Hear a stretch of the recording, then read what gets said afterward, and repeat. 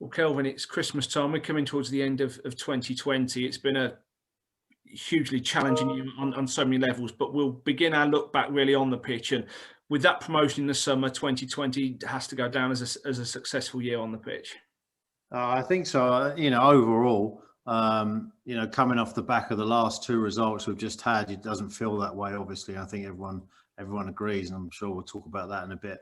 But overall, we how we dealt with the curtailment of the season and the playoffs, and how we managed to get ourselves up, has to go down as an achievement. Doesn't matter what's happened since or happens in the future. The reality is getting promoted in those circumstances, especially when we put ourselves on the back foot in the first game of the playoffs, is a massive achievement to be done. Big disappointment not with the fans being there, and I think it was I said at the time, it was a very strange win and atmosphere, and doing it without fans. But in a way, it was also good to do it that way, just because it was a bit different, and we'll be able to look back in history and say we won a playoff game with no fans, as much as that was disappointing. But overall, we've progressed. We're in League One, and we've now got to affect a little bit what's happening right now in the very short term, and figure out the rest of our season. Yeah, but before we move on to the second half of the year, playing wise in the current situation, just thinking back to the summer, those two Monday nights in June, the Cheltenham second leg and then the Exeter final. Obviously, fans weren't there, but I'm sure everyone remembers where they were when they watched or listened to or followed the game. It will give everyone some special memories from what's been a really tough year.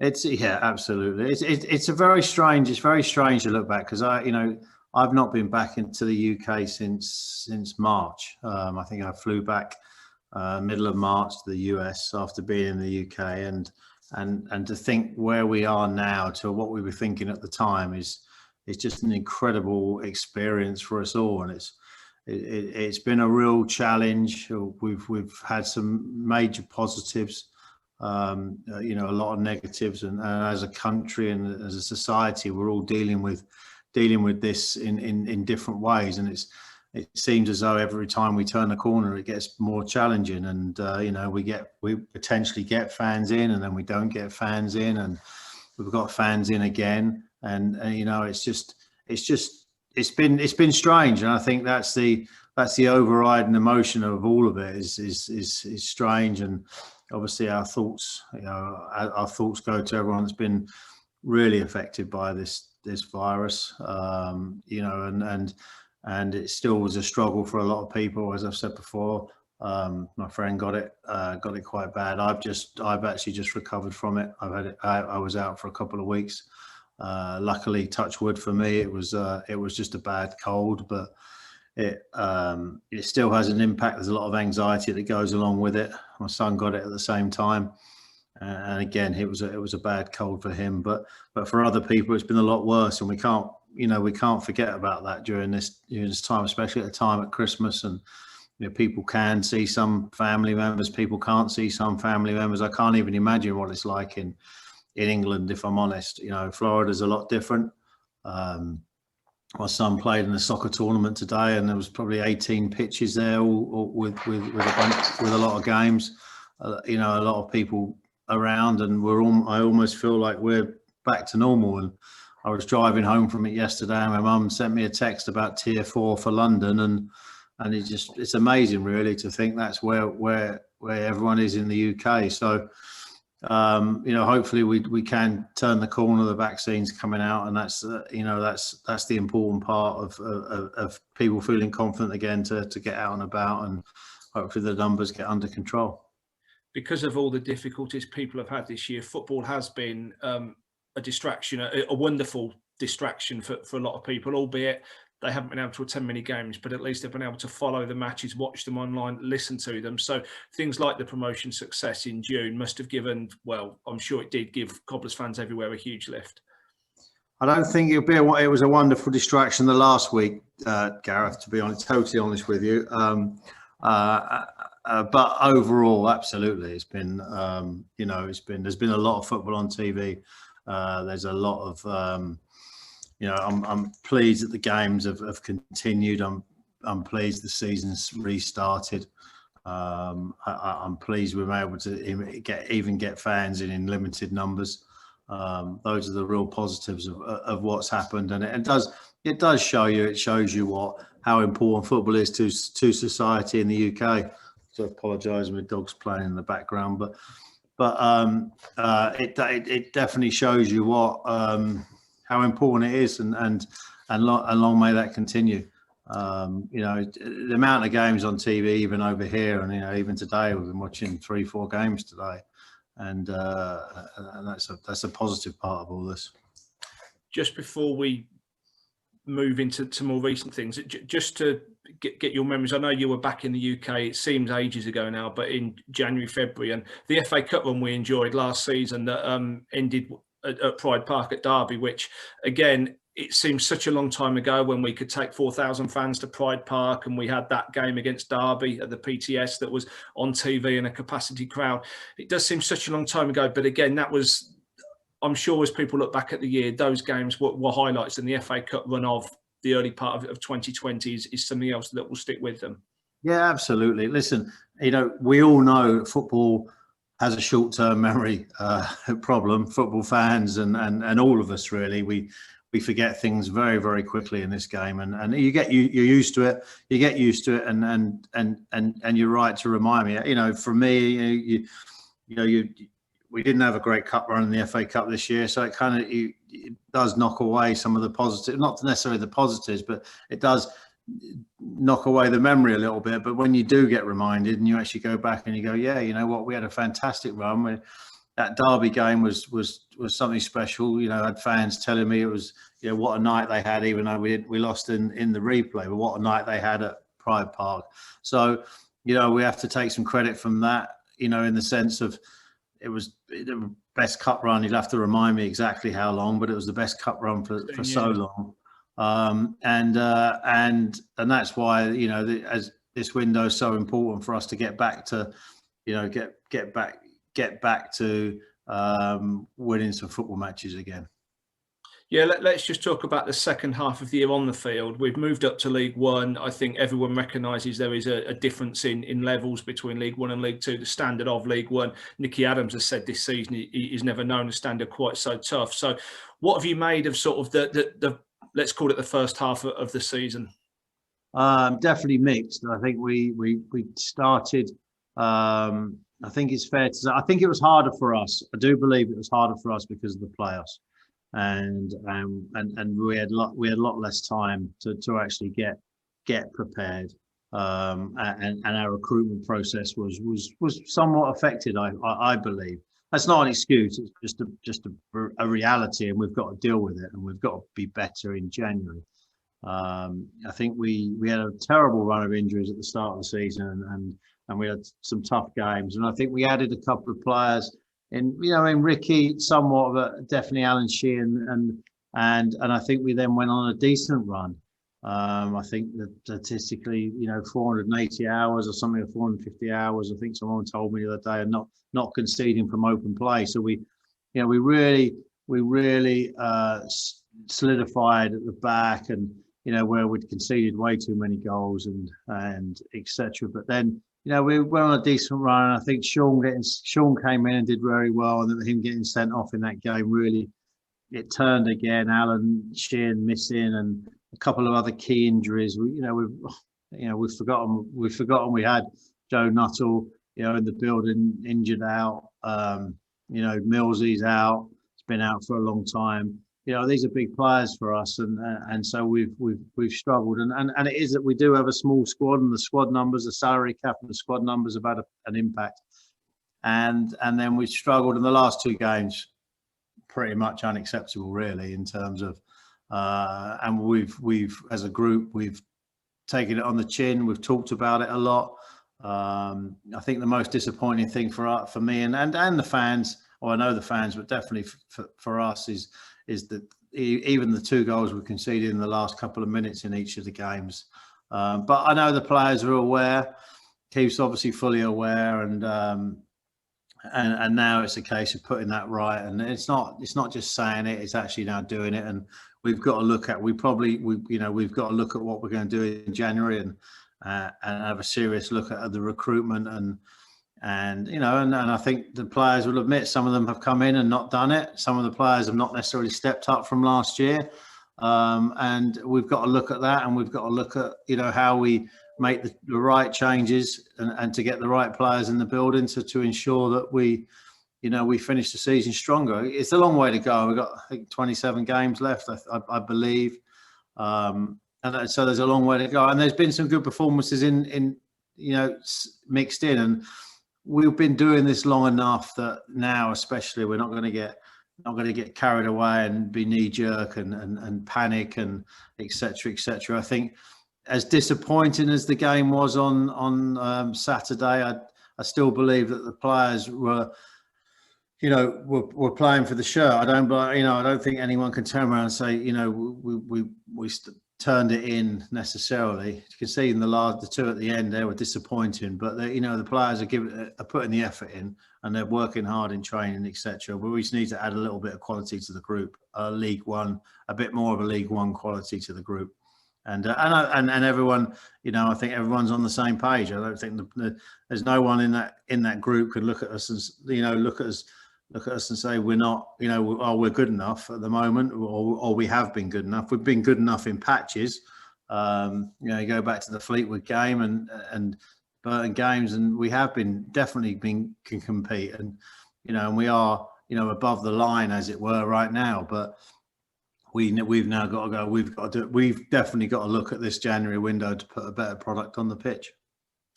A couple of points in this next question, really, with the season being condensed because of the late start, and it's the same for everybody. I think we've played 9 successive midweeks now, so it is a relentless schedule, and I'm sure that's having an impact, probably on all squads, but I think that is affecting this season. And also, all the 4 teams that came up from League 2 last season, with the exception of Crewe, I think ourselves, Plymouth and Swindon. Swindon obviously struggling. Plymouth were on a bad run until they won yesterday. It's only really Crewe who have maybe moved up a level and have perhaps sort of found their feet quickly. So I think that probably does show there is a difference in standards between League 1 and League 2. There's definitely a difference in standard. The reality is we've still got to be better, and there's no question about that. None of us are shying away from that. We're all big characters in the building, from the manager to James, chief exec, all the way through the staff. We've all been in the game long enough to understand that it's not been good enough, really, to what we were expecting, and we've got to make sure we get it right in the second half of the season. I think the level, there is a step up in level. There are some good sides. You look at even in the promotion, I don't think necessarily we did go up and we went up through the playoff system. Were we, even last year, were we as good as Crewe overall? Were we as good, even Plymouth, were we as good as those teams last year? There was quite a big points gap, at the end of the season, even points per game. So, but we've got to look at what we did this summer, and it has been condensed. The amount of games we've played with a smaller squad has been difficult, but they're not. We can't allow those to be excuses, because everyone else has faced those. We've just got to, take it on the chin and make sure we're better and deal with it and sign the players we need to. Even if you look at last year, we weren't. We did all right. We were okay. We didn't have a great start last season. But we signed a couple in January, which really changed our season around in Callum, and unfortunately we couldn't get Callum, but it hasn't really worked out for Callum at Lincoln with his injury, etc. So those signings in January made a big difference, and that's what we're going to look to do this year again in League One. Challenges on the pitch, and let's talk about challenges off the pitch. And I'm sure the year 2020, we've played 3/4 of the year without any spectators in the stadiums. How much of a challenge has it been to keep the club on an even keel throughout this last year? Oh, it's been massively challenging. There's no, I've talked about it before. It's been, we've handled it, and I think we've dealt with it. I'm actually proud of the way that we've dealt with it as a club. But again, short-term memory, we can never forget how difficult it's been, especially for James and the staff, in terms of, people being furloughed, not being, not working, not in, what do we do? The anxiety of, are we going to be able to pay the wages, etc., which we're very pleased to say that we've done, and even topping up the wages. We think we've handled things well. The income has been off dramatically. We can't thank the fan base enough in terms of the season tickets and how they supported us through this, have supported the club as well throughout this process. That's just unbelievable to think what people have done, even to the extent of, we played our first game with fans the other week, and we had one fan who I've actually communicated with as well, actually paid for his ticket, even though he was a season ticket holder, and he wouldn't let Christine, the ticket office, not allow him to pay for it, which is fantastic. He wanted to help the club again. He's got a season ticket, but he wanted to also pay for his ticket for the game. So he was just so happy to be back, and those sort of stories just are amazing, really. And it just goes to show what fans we do have here at Northampton, and we're proud of that. So it's been a challenge. It's hard. It's been hard for me to run it, or run it. I say James runs it, but to help James as much as I normally do from afar. That's been a challenge. It's been a challenge not being able to be at the games.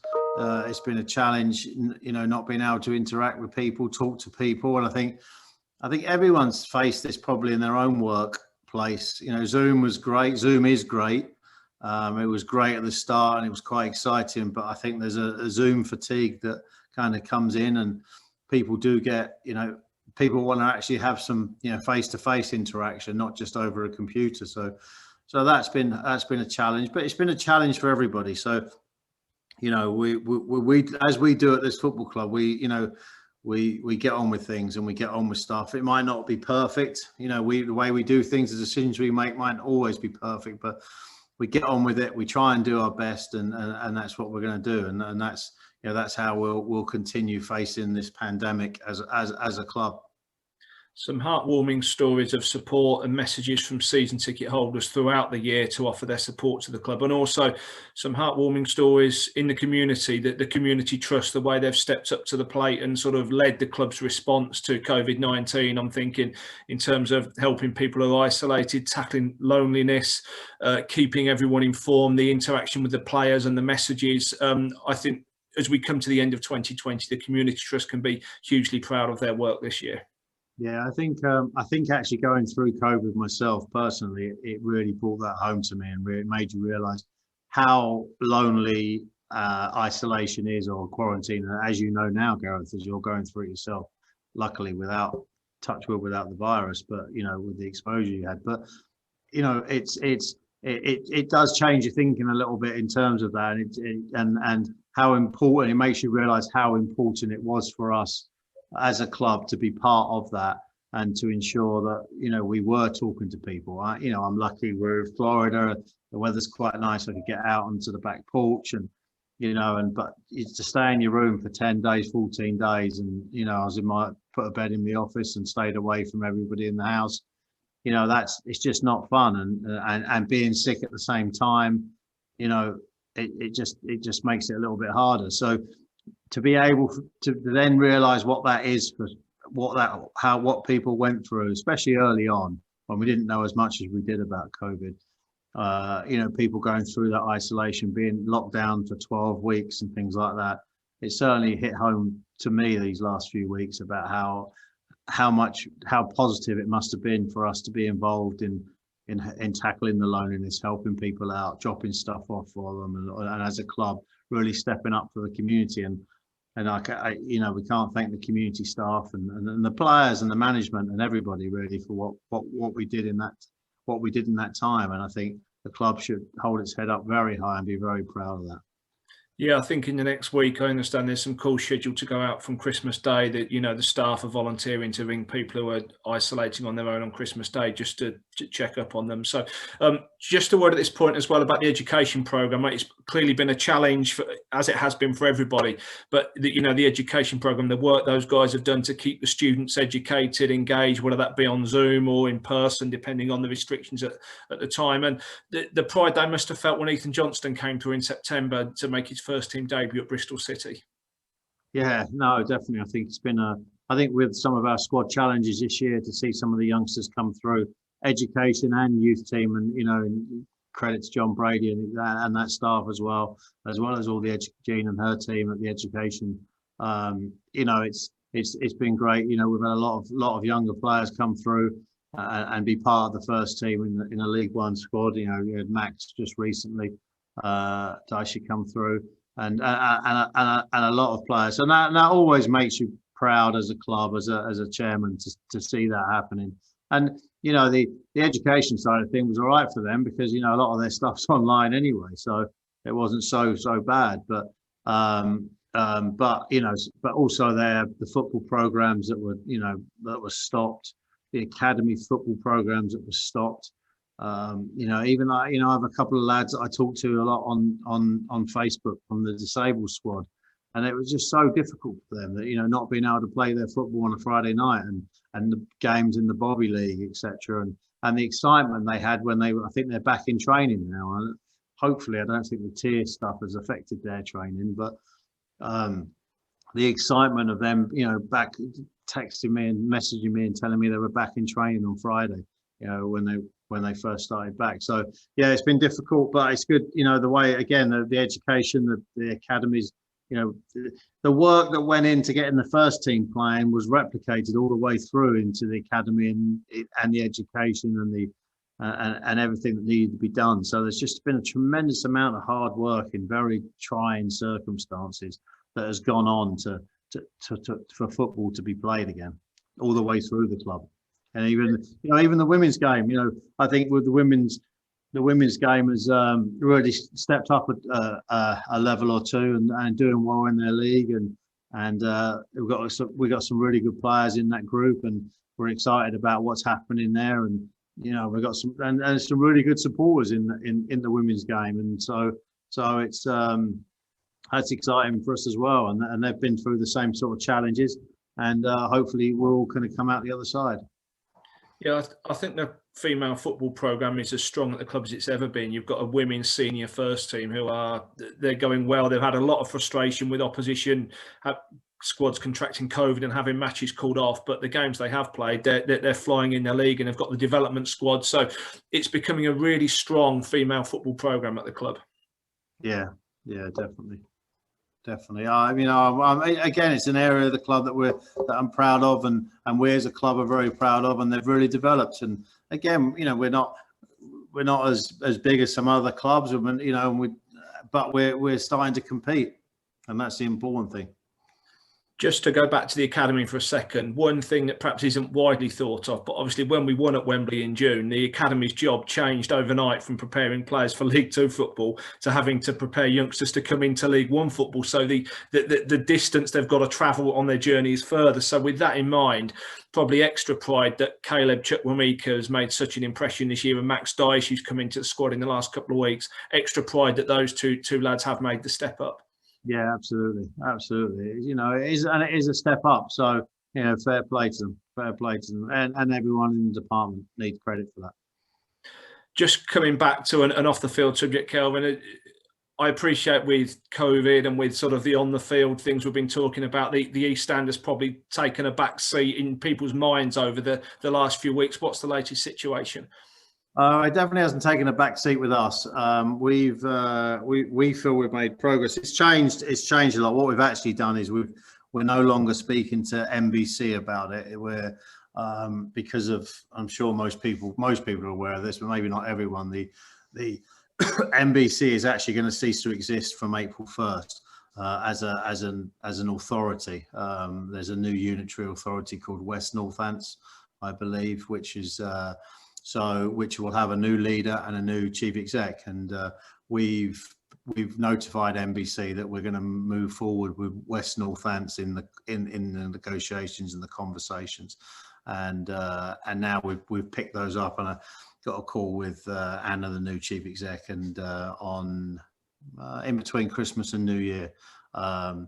To really begin those or continue those discussions. We've had a couple of preliminary discussions, and I have to say I'm very impressed with the professionalism that the new authority has shown. It's been good. It's been, they've got back to us, and we've had the meetings pretty quickly, and what we've achieved even in the last sort of 6 weeks is pretty good. So we're now a bit more excited about the prospect of getting something achieved in a relatively short period of time. It's still complicated, and it's still, but they've picked it up very quickly. I know Anna, the new chief exec, has had a full briefing on it over the last sort of few weeks from, I believe, NBC, and she's looked at all the documentation. It seems like they've picked up the main parts of it. So we'll see how this call goes between Christmas and New Year. So hopefully we'll, in the new year, that will start to progress pretty well. Well, Kelvin, as we reach the end of 2020, thank you for your support. Let's hope that the coming weeks and the new year see plenty of points, plenty of wins, and a happy and healthy new year for everyone. Well, absolutely. We've got, it's an interesting period now. I think I'm not sure if we'll have more information, but obviously the Boxing Day game is going to be in doubt because of COVID. So, and that'll get put in, I think, if it does get called off, which is relatively likely, I would say, considering the cases that Ipswich have got. And I think that's going to happen a bit more and more as the season progresses, and we do some mandatory testing in January. The whole league does, so that'll, I'm sure there'll be some cases there. But overall, it's very important that we, first and foremost, we all stay safe, and everyone does their bit to try and stem the tide, as it were, in terms of the cases, etc. And it's just an opportunity for us as a club to say thank you to everyone for their support.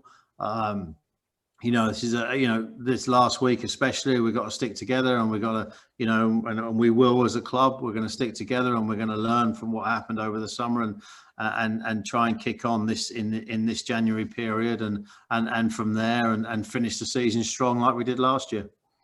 Thanks, Kelvin. Merry Christmas. Thanks a lot. Thanks, everybody. Cheers.